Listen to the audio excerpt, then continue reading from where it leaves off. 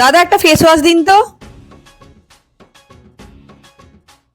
এই নিন আপনার ফেস ওয়াশ। দাদা এটা কত? আপনার 90 টাকা হয়েছে। কিন্তু পাশের দোকানে তো 25 টাকা দাম নিচ্ছে, আপনি কেন 90 টাকা নিচ্ছেন? এখন তো সাপ্লাই নেই, এখন দাম একটু বেশিই পড়ছে। অন্য দোকানে পাচ্ছি না, আপনার দোকানে পাচ্ছি বলে দাম বেশিতেই নিতে হচ্ছে।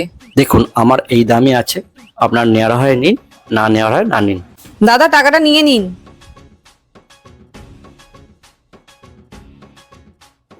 দাদা একটা 20 টাকার হেনা দিন। ঠিক আছে, আমি 20 টাকার একটা হেনা দিচ্ছি আপনাকে। আর 10 টাকা দিন। কেন, আপনার তো পুরো পয়সাই দিয়ে দিয়েছি। এই যে 20 টাকার একটা হেনা দিলাম এই সবে। আপনি দেখুন আপনার হাতে কত টাকা আছে। 110 টাকা আছে। 90 টাকার ফেস ওয়াশ আর 20 টাকার হেনা কত হলো? 110ই তো আছে। এবার ঠিক হয়েছে তো? ফালতু দোকানদার বেশি বেশি পয়সা চায়।